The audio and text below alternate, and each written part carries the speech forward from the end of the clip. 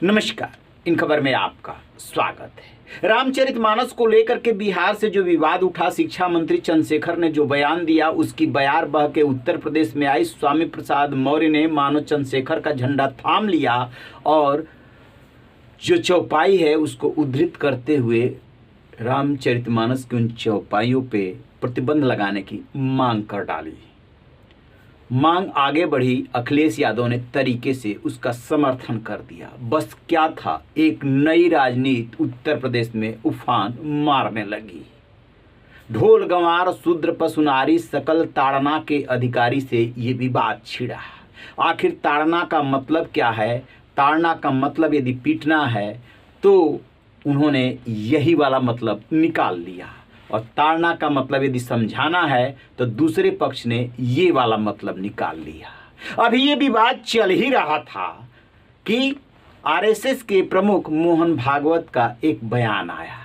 वो बयान मराठी में है, आप पहले उसको सुन लीजिए। आपल्या समाजाकडून हा जात सहन करत,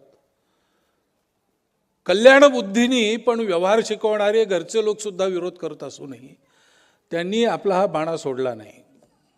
त्यांना या गोष्टींचा मोह नव्हता आणि ही सगळी उपेक्षा वगैरे पाहताना त्यांच्या मनात आलं की जे सत्य आहे ते मला शोधलं पाहिजे, ते शाश्वत सुखाचं निधान आहे असं म्हणतात, ते काय आहे, तसं खरंच ते आहे का?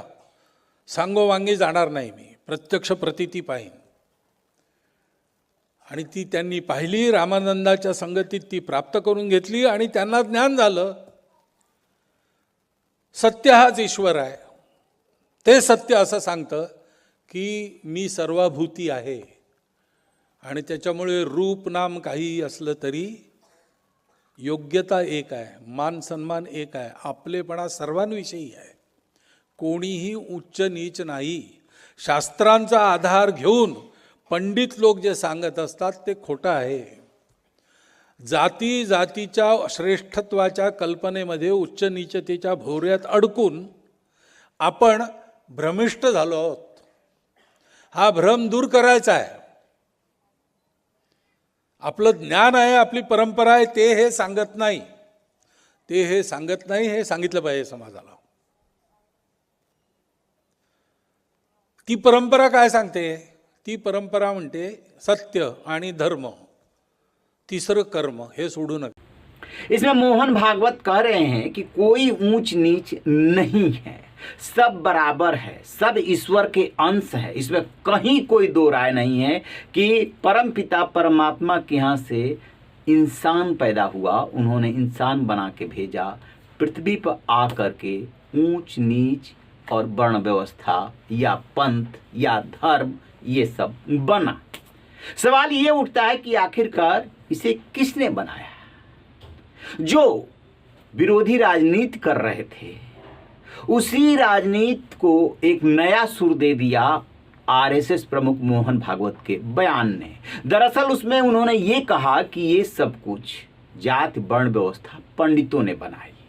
बस क्या था, ट्विटर पे ट्रेंड करने लगा, एक पक्ष मोहन भागवत का विरोध करने लगा, दूसरा पक्ष समर्थन करने लगा और मच गया हंगामा।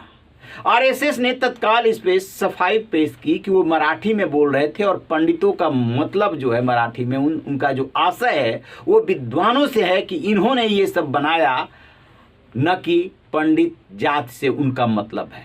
सफाई चाहे आरएसएस कुछ भी देता रहे, आरएसएस प्रमुख ने जो बयान दिया उसके बाद जो है सोशल मीडिया इससे पूरा भर गया है। अलग अलग रूपों में मोहन भागवत के बयान के मतलब निकाले जा रहे हैं। ये कहा जा रहा है कि वोट बैंक साधने की एक कोशिश है। हाल में रामचरितमानस को लेकर के जो विवाद हुआ है उस विवाद को थामने की कोशिश है कि जब आरएसएस ही इस बात को नहीं मानता फिर कहाँ रह गया विवाद? कोई विवाद नहीं है। एक पक्ष ये कह रहा है, दूसरा ये कह रहा है कि अब चूंकि इन्हें लग रहा है कि कुछ हो सकता है, नुकसान हो सकता है, इसलिए सामने आ रही है। तो मोहन भागवत ही बता सकते हैं कि वो क्या सोच करके ये बोल रहे हैं। लेकिन मोहन भागवत के हाल के साल 2 साल के बयानों को आप देखेंगे तो मस्जिद में जाना, मदरसे में जाना, उनको लेकर के बयान देना, फिर ये इस बयान का आना, आरएसएस धीरे धीरे अपने विचारों को व्यापक रूप देने की कोशिश कर रहा है। और वो ये जान रहा है, समझ रहा है कि यदि सभी हिंदुओं को एक धागे में पिरो करके रखना है तो एकता कायम करनी होगी, ऊंच नीच वाली बात खत्म करनी होगी। देखिए, आदर्श के रूप में ये बिल्कुल सही है, होना भी यही चाहिए, लेकिन इतना आसान भी नहीं है। जातिवाद की जड़ें देश में बहुत गहरी है, धीरे धीरे उसमें कमी आ रही है, लेकिन अभी ये लंबा वक्त लेगा उसे खत्म करने में। अचानक से यदि राजनेता अपने राजनीतिक फायदे के लिए इसको हवा देने लगे, तूल देने लगे, तय मानिएगा नुकसान समाज का होना है, बंटवारा समाज का होना है।